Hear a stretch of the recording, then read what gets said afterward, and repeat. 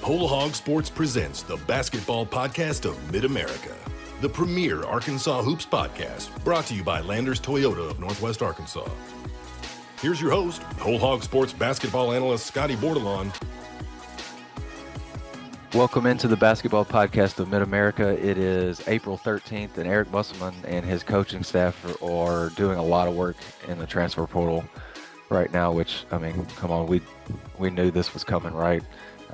Especially after the way last season. And it always seems like Eric and his assistants, even some of his support staff, I would imagine, they do maybe a season autopsy, figure out the places where Arkansas needs to improve moving forward, and just kind of do a top to bottom assessment. And I think we're starting to maybe put the pieces together on what next season's roster might look like. I know we're still, it's April, so we're still, 6 or 7 months from an official game. But I'm Scotty Bordelon of Whole Hog Sports. I'm happy to be joined by Andrew Joseph of Whole Hog Sports, Bob Holt of the Arkansas Democrat Gazette, and Ethan Westerman of Whole Hog Sports. And guys, we got a lot to talk about since we recorded last week. I think when we got on this call last week, Arkansas only had one guy with that had committed to them out of the portal. It was Keon Menifield from Washington, and there's been a lot of movement since then. I think on Easter Sunday, Tremont Mark of Houston committed to Arkansas, and I'll be really transparent. I was not around my laptop on Sunday, but Richard said he had a story. I think it was 11:57 or 12:57. I can't remember which one it was, but he said, "I've got a story. Got a commitment story that's going to come out. Can you post it in 3 minutes?" And so I was carrying some stuff around Walmart in Centerton. We were up seeing my mom, and I was proofreading the story, and I put the story up on my phone. I think everything worked out okay, but it was a hectic time. It's a good thing because good thing that it was Tremont Mark, because if it was maybe a lesser player, I would have been kind of irritated. But Tremont Mark seems like he's going to be a pretty solid addition at this point. And yesterday was kind of chaotic, I think, because for a while it was just kind of quiet, but I think there was definitely a feeling out there that Anthony Black was going to make a decision, and I think each of us knew exactly what he was going to do, even if there was a stray tweet out there saying that he was going to come back for a sophomore year. But AB went on ESPN and announced he's declaring for the draft.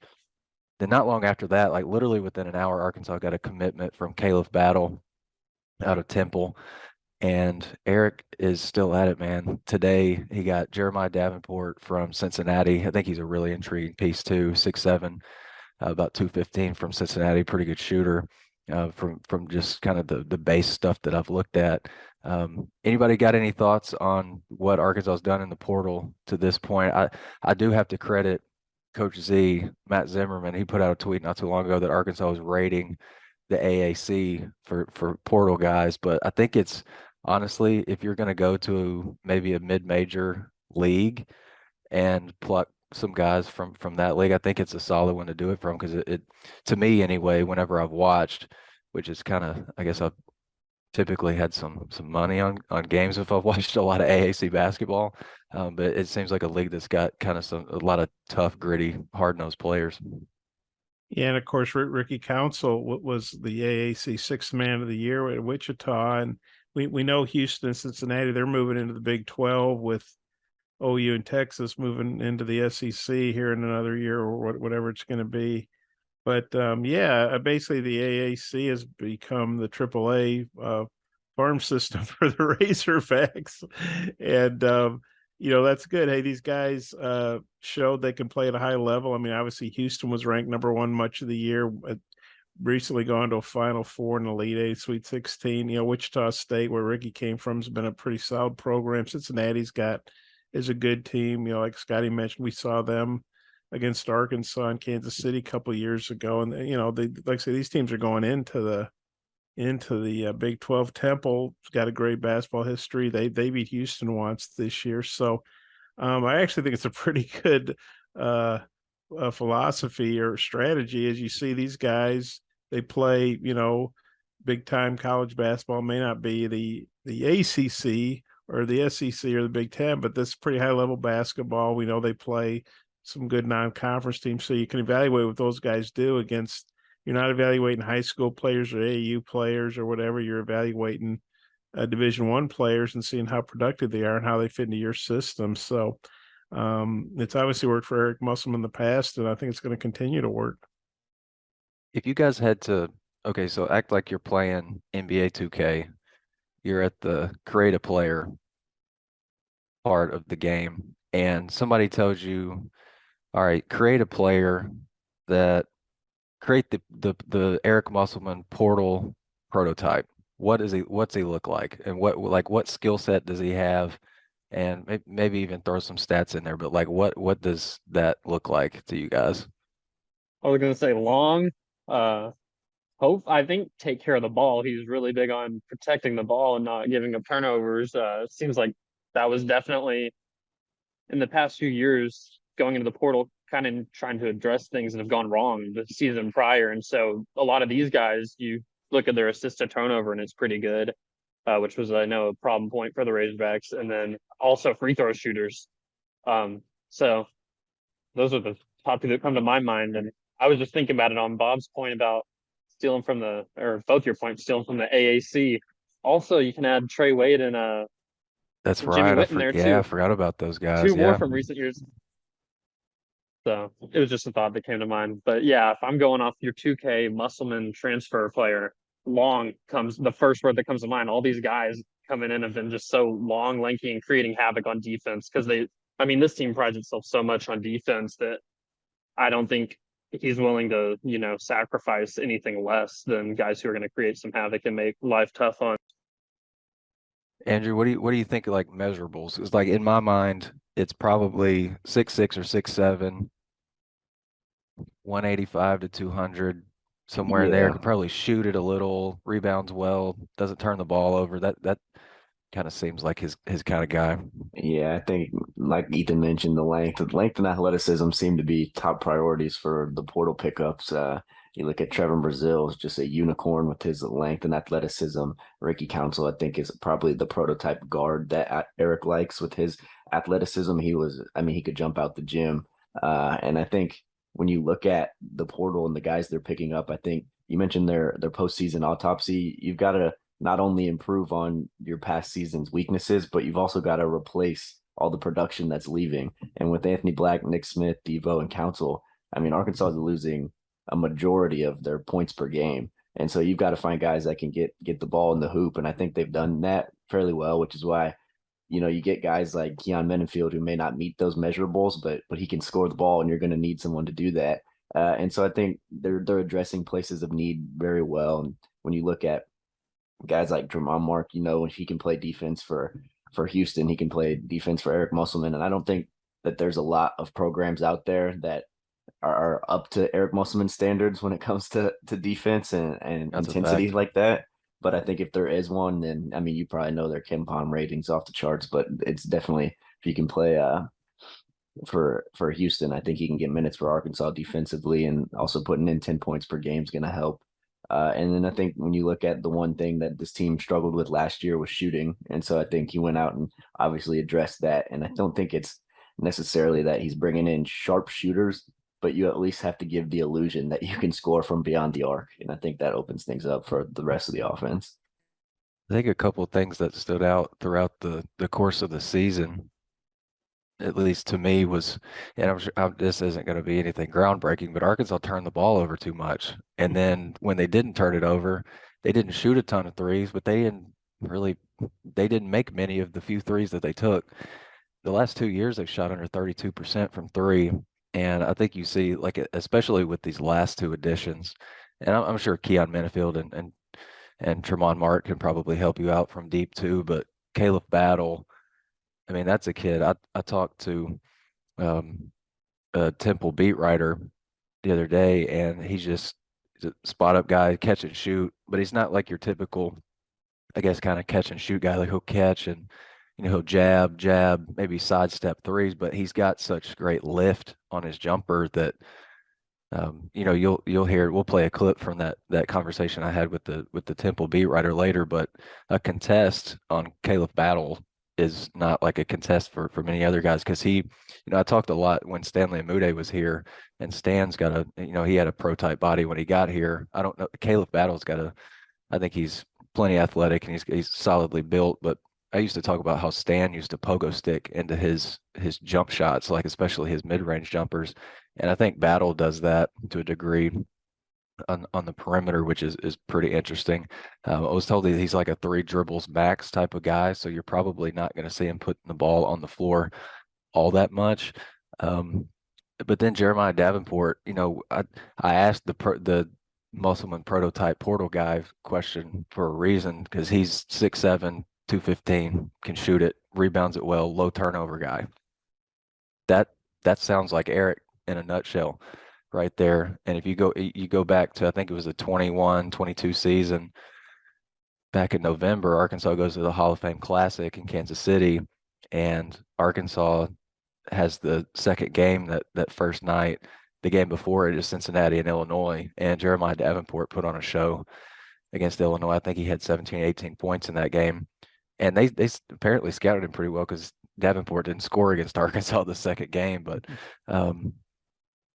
Bob, what, I guess just kind of surface level, what kind of intrigues you about Davenport? I think at least in conference, it kind of seems like he's going to fill a need, like a really big need. I felt like it was kind of paramount this offseason that they got at least somebody, like one of you guys said, can at least give the illusion they can shoot the 3. But Arkansas's had guys that have given the illusion that they can shoot the 3, but they haven't made it. To bring in guys that are, I guess, capable of filling it up from deep. I think it was 37% from deep in AAC play the last 2 years on pretty good volume. I think it was around 6 a game. Just anything off the top of your mind just intrigues you about that guy? Well, yeah, like you talk about the shooting, and and I do think the AAC plays a high level of basketball. I don't know if it's like the SEC or the Big Ten, but and another thing I like about a lot of these guys is their versatility. Like you say about their wingspans and their size. But with Eric, I don't know if they're quite positionless, like you hear a lot about in the NBA. But he wants a guy that can guard multiple positions. Last year at times, when Nick was out, Ricky Council played a little bit of point. And so I think he wants guys, multiple guys that can shoot it. You want to spread the defense out, on the perimeter, maybe open up some lanes. You want guys that can run the floor. I was going to double check. We have established Davenport is not related to Richard, right? Are we sure about that? I texted with him when he told me there was going to be a commitment coming. I double checked. There's no relation. Okay, I just wanted to make sure there. If Jeremiah goes pro though, he might try to play the bloodline card a little bit. I don't know, but yeah, I mean, I like this class. Obviously, it's the guys they've added are in the portal are very perimeter oriented, but they've all got good size. I mean, outside of Medfield, now is that? I guess we got to get what his weight is, but yeah, it's like $160, $170 at best right now. They need to add some weight to him. But the rest of these guys, I'll see, and they're older guys. They're mature physically, they're mature mentally.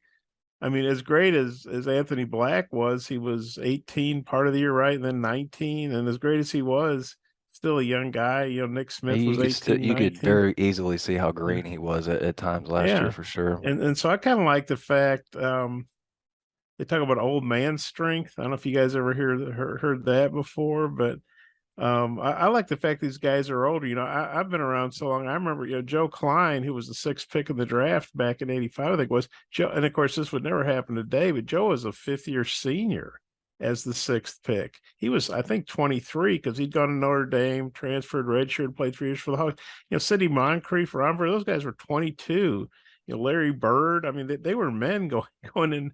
I remember talking to Moncrief about this a few years ago about how he talked about how the players today are, that are going into the NBA are more skilled, but they're just not as mature physically and mentally as the guys he went in with, because they were all 22, 23, whatever. And the guys going in now are 19 or 20. It's a big difference, And so I like the fact that these guys, a lot of them are older, that they're experienced. Eric reminds me, and I'm going to date myself here. There was an NFL coach called Richard, um, or George Allen, and he coached for the Rams and he coached for Washington. I guess they were called the Redskins back then. And he loved to trade draft picks for veteran players. He wanted veteran players, and that could hurt you, obviously, on the back end when players aged out and you didn't have the draft picks to replace them. But Eric strikes me as a guy who wants older players. Not saying he doesn't love having, the talent like Anthony Black and Nick Smith and Jordan Walsh, but he likes older players. I thought it was telling when he got the job here. The guy's name escapes me, but Eric signed a 6'10" McDonald's All-American in Nevada. Do you guys remember that? Yeah, I think Big it was kid? Jordan Brown. Yeah, big kid from California. I remember thinking then, gosh, he got a McDonald's All-American in Nevada. This guy's amazing. But if you looked at the stats, Eric had a very veteran team. He had the Martin twins and Jordan Caroline, all these guys back from that Sweet 16 team at Nevada. And Brown didn't play that much. And he transferred. He didn't follow Eric here. And so that told me, it doesn't matter if you're a McDonald's All-American or like Nolan Rich used to say, Burger King All-American or whatever, he wants older guys who know what's going on, and so I think this group reflects that. I think like in the college game these days, like if you can get a third or a fourth year player, I think you've got to and he's talented. Like a lot of times, like you think about kids that stay in school for 3 or 4 years. Oh, maybe what's wrong with them? Like where's the hole in their game, or is there something character wise with them? But I think it's just like Jeremiah Davenport's a guy. He just played 4 years at Cincinnati, like homegrown kid, very loyal to that program. Like could have left when there was a coaching change, didn't, stuck it out.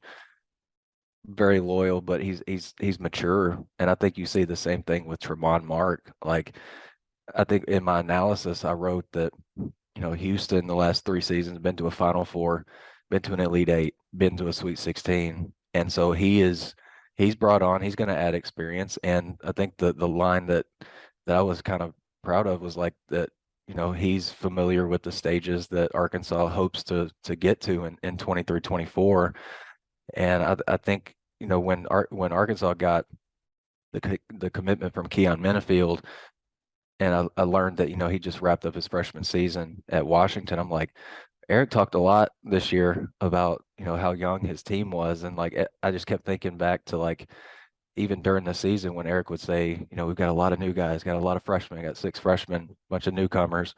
I'm like, there's no doubt in my mind that he's going to go into the portal and he's going to get older, grown men, as Bob said, that are stronger, more developed, maybe mentally tougher than some of these young guys. Like there's no question that Eric is going to take the really talented young guy, but I think if you gave him a preference, he would take an Anthony Black type that is he would take the Anthony Black type freshman, the super talented freshman, but I think he would obviously would prefer the older player. I think that's probably some of his NBA background coming out, like even rookies in the league, when he was coaching, those were these grown men that we're talking about, you know what I mean? So a couple other things on Jeremiah Davenport, just because we're recording, it's 12:27 right now, and Davenport committed at 11, so I've got him fresh on my mind right now. College basketball scouting YouTube channel has been a godsend for me this spring. There's really good breakdowns on kids that are in the portal, and if they've got highlight clips from like from this past season, and at the top there's like some synergy type numbers, and so, some of the ones that stood out to me. Davenport shot 43% from 3 on the left wing, which is I think about where he took a quarter of his field goal attempts last year. He struggled a little bit from the right wing. I think it was about 30%, kind of another quarter of his field goal attempts. What I really liked was 71st percentile nationally on catch and shoot opportunities, which I think we think threes right away, but catch and shoot opportunities aren't just threes. Like you can catch a baseline out of bounds pass, take a short mid-range jumper, that qualifies too. So I think that's pretty interesting. Pretty solid in transition, 1.11 points per possession. I noticed in the clips that I saw that he does seem to run the floor and fill lanes well, which is kind of I think it's kind of an under the radar thing that people don't always consider, but it is super important for shooters in terms of being able to put yourself in a position to get shots. Like you got to space the floor well, not get in the way of the ball handler. Um, like if you got a streaking big running down the right side of the floor, like maybe on that outer third, maybe right side, you gotta figure out where your lane is. I think he's pretty good at doing that. I saw on Hoop Math, 65 of his 71 threes last season were assisted. So you're not getting a lot of self-creation from the perimeter. So it may be a little bit dependent on some guards to get him shots, but I think that's where his athleticism and kind of basketball IQ wherewithal when he's running the floor. I think that's really going to help just kind of understanding where the open space is on the floor. So I think you kind of got an understanding he's going to bring some spot up shooting, going to be able to run a little bit. I really like the low turnover rate. I think that was another thing that really jumped out because this year it was a mess at times. I think you could see Eric wanting to pull his hair out a lot with some of the mistakes Arkansas was making. Any other thoughts on Jeremiah Davenport? I think I haven't written his analysis yet, but he seems like a guy that's going to fit with Eric pretty well. I mean, he played for which Miller brother, Wes Miller at Cincinnati. So, I think that's a pretty tough-nosed program too, right there, that I would imagine prides itself on defense. So he seems like a pretty good fit. It intrigues me with his size being able to, I mean, he makes 2 threes a game, I saw. And pairing that with Trevon Brazil, who also has length and can, really stretch the floor with you have to respect the three. I think that's something that it adds a lot of value with some of Eric's teams that have been the best. It's been whenever you have that big man, you have to respect. And whenever Arkansas looked best on offense last year, it was with, whenever I think it's back to Maui watching Trevon really stretch the floor. The offense, it didn't look like there were many holes in it at the time. And then even you would think back to his first year with Adriel Bailey, who could knock down a three, and it just creates so many more opportunities. And so if you don't have Brazil in the game and you can turn to Davenport as another option that you have to respect out there, it just seems like down the stretch of this latest season that was missing. You didn't have a guy who could really stretch the floor. I mean, nobody really could shoot the three on the team in general. I mean, Devo Davis from the corner could, but aside Yeah, from just that, left side that of the felt like was a floor big only. missing piece. Yeah. But yeah, that was just the first thing that came to mind whenever I looked at his length and saw that he averaged made threes a game. Yeah, those analytics you were talking about, we know Arkansas is big on analytics. So if he shoots 43% from the left wing or whatever it was, they're going to tell him, look, that's your spot. Don't shoot over here where you're shooting 18%. Shoot over here where you're shooting 43%. Maybe Cincinnati's coaches told him that too, but we know Arkansas is really big into analytics and studies. So I think they're going to, make sure any of these guys, that they're going to, but especially guys that have a track record in college ball, they're going to, say, here's how you maximize your strengths and we're going to minimize your weaknesses. So you do this and you'll get minutes. If you don't do it, we got other guys that are going to play. Real quick before we take a quick break, I want to throw it to the interview that I did with Javon Edwards, who covered Temple basketball for the Philadelphia Inquirer. He's got a couple minutes of pretty solid information on what Arkansas is going to get with Caleb Battle. So we'll kick it to that. So, first of all, he should have been starting. I will give him that. But they were bringing him off the bench as a sixth man around that first 4 minute, the first media timeout. His game is very much catch it on the wing and just isolation himself. He'll catch it, get his little combo off and get to the rim, or he'll take a pull up out of the pick and roll. His catch and shoots, I think that'd probably be the only thing I forgot to send you. Mm-hmm. He doesn't get many open catch and shoot opportunities. Like when he gets them, he hits them, but a lot of his catch and shoots were catch it, jab, and pull a contested shot, or catch, jab, sidestep, and take a contested shot. But the kid's got range, and I mean, a contest for him isn't really like what's a contest for some people isn't really a contest for him. His jump shot, he gets so high on his release that it's kind of hard to even get a hand to the ball. Like you have to actually block his vision to the rim if you want to contest this shot, because you're just not coming close to his hands with how high he jumps. He can get downhill, and he has a good dead dribble to get into a quick pull up. Mm-hmm. It's just he can't really put together too many combinations. With him, he can't get too many combination dribbles off at the same time. He's a 3 dribble at max type of guy. No, he'll start. He'll get them right back to the tournament. He won't have any problem scoring in the SEC. Like I said, the pick and roll defense, he could be a little quicker at getting through those screens. Mm-hmm. I'd also add that just when he's guarding someone a little more muscular than him, mm-hmm. they have a tendency to be able to back him down. And it's just about him staying emotionally checked into games. For all your automotive needs, shop Landers Toyota NWA in Rogers, where we guarantee you the best buying experience and best service after the sale in Arkansas. Landers Toyota NWA in Rogers.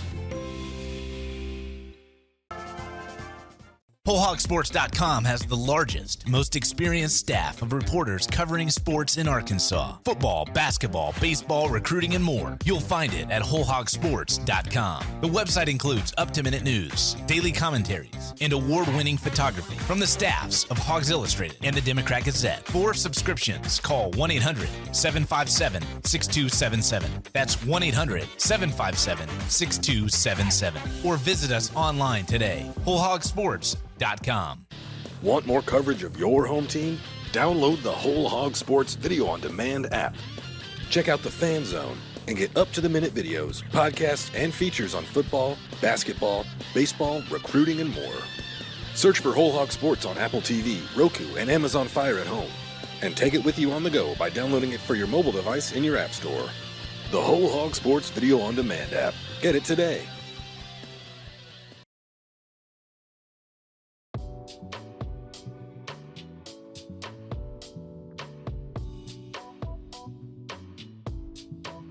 I guess a couple other things before we get out of here. I just really like Tremont Mark, you guys. Like, I think he's got that versatile size, and I think anytime that Kelvin Sampson trusts you to, I don't want to say go out and win him an NCAA tournament game against an SEC team, I think that bodes pretty well for him. I was looking, when he committed on Easter, I think it was late Sunday night, I was doing a bunch of reading around, and I found this story from The Athletic about when Tremont, I think he went for 26 points on Auburn. He just absolutely torched Auburn in the second half. I think he scored like 20 points in the second half, like almost single-handedly won them a game. The reporter who wrote the story, and I'm sorry, I can't remember the name, he was talking to Marcus Sasser, who's Houston's All-America guard. And he's like, yeah, me and, Tremont, we play one-on-one a lot when you guys aren't around, and I can't stay in front of him. And, Marcus Sasser is like 6'1" or 6'2". On a good day, and Tremont Mark is 6'5", and he's got some size on him. But you would think Sasser's got the quickness advantage on him, might be able to, play underneath him a little bit. But Tremont Mark, by all accounts, is going to, be a really, really big piece, I think, offensively, from the standpoint that he can kind of create his own shot. Really good isolation player. And I think he was, somewhere right around 50% in that mid-range part of the floor. And I think it's just like I think you can kind of classify the first two commitments out of the portal and the second two together. With the second two, you've got like knockdown perimeter shooting ability. The first two guys, it seems like shot creation, can make threes, but I think it's like off the dribble. I can throw you the basketball, you can go get a bucket, get to the free throw line, that kind of thing. And so I think the roster is right now, it's looking pretty good. I'm excited to see these guys, maybe during the summer, but there's a long way to go in the portal, and they might not be done. Roster movement, I'm sure is far from over. So we'll have to see about that. But just wanted to kind of give Anthony Black his flowers before we closed out. I put a tweet out yesterday after he declared for the draft that I I've only been on this beat since 2017, and I jumped in during the middle of the season. I think it was in late December, so I don't have like a great big, you know, encyclopedia of players that I've covered like Bob does, but AB was, I think, one of the more unique players that I've covered. And Bob, I was just curious, like if you've got, or any of you guys, if you've got kind of an AB story that you'll remember that maybe kind of encapsulates who he was. Well, yeah, I just enjoyed watching him as a player, and I always appreciated, he was a guy, maybe it's because he played well when the team struggled. He had to do so much, like when they lost at Auburn or when they lost at Missouri. But and they lost to Mississippi State here. But I remember Anthony. A lot of times when they lost, he was the only guy talking. And here he is, 19 years old. But I always thought he was so mature. He didn't sugarcoat stuff. He after the Auburn or after the A&M loss in Nashville, that was very frustrating for him to lose that big lead. And he would just lay it out there on the line, and he didn't make excuses. And most of the time when they had trouble, it wasn't because of him. He was the reason maybe they played as close as they did. Like they got the lead, but then couldn't hold it. But I always appreciate his honesty. I don't know if you want to call it bluntness, but he would just say, "Yeah, that's happened a lot, and we got to fix that," or something like that. He sounded like a coach. And I think that maturity will serve him well moving into the pros as a young kid. But I obviously loved watching him play and how hard he played. We know he played through injuries. Charlie Kaijo, our photographer, does such a good job. I mean, all photographers do, but Charlie does a really good job on hoops, and he got some really I don't know if you want to call them poignant or pictures of Anthony in Las Vegas after that loss and how emotional he was. And you can look at that story and tell how much it meant to him to play for the Razorbacks. And you say, yeah, they're one and done, they're moving on to the NBA and all that. But you can tell Anthony Black, he sold out for Arkansas. He gave it everything he had, every second he was on the floor, and he played more minutes than anybody in the SEC. So I just remember a guy that played so hard, played so well, and was so accountable as such a young player. I think what's going to stick with me for a long time, and it was in the second part of that tweet that I sent out yesterday. I wanted to do a feature on AB just because I kind of admired the way that he went about his business, like throughout the year. Like he's tough as hell, and young guys just like, and he's making mistakes, but he's playing through them. You know what I mean? And they needed him to play through them, or they they would have gotten significantly less done offensively than they did, and they were still like a team that really scuffled offensively at times. But I remember like I remember talking to Keith Smart and Gus Arginal in the locker room about him. And Keith Smart said that, when he was out recruiting AB, he noticed that, AB would say subtle things here and there to a player or even a referee that, especially to a player, would kind of get under their skin. And then the next thing you know, like the player's upset and AB's kind of like, clapping, and he feels like he's kind of got like the advantage on him from a mental perspective. Just kind of the game within the game that we don't always get to see. I was telling Jeff Goodman, he was asking me what I knew about AB, and I was like, he will get under people's skin really quickly, and you won't even notice that he does it. And then all of a sudden he's getting shoved, and Arkansas shooting 6 or 7 free throws like he did at Vanderbilt. And then I remember I was reporting in the locker room for that story, and AB and Kamani Johnson were sitting side by side.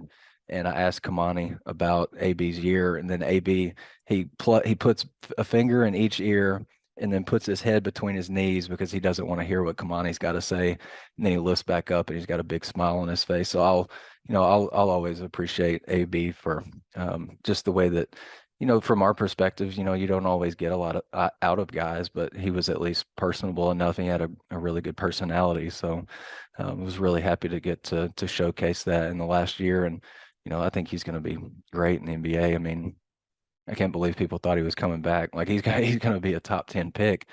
No doubt in my mind, he's going to be well off very, very, very soon. We appreciate you listening into this episode and hope you learned something from us. Didn't get tired of me rambling, spouting off numbers from a YouTube video that I watched, but I think it's pretty good stuff to know, help you get to know some of these new faces that Eric's bringing in. We'll continue to record this pod on an as needed basis, which we know we'll need to do another one probably fairly soon. For Andrew Joseph and Bob Holt and Ethan Westerman, I am Scotty Borderline. Thanks for joining us this week on the Basketball Podcast of Mid-America. The proceeding has been a production of WholeHogSports.com. Look for our latest podcasts on Apple, Spotify, or your favorite podcast store. And visit us anytime at WholeHogSports.com for the latest news and commentary.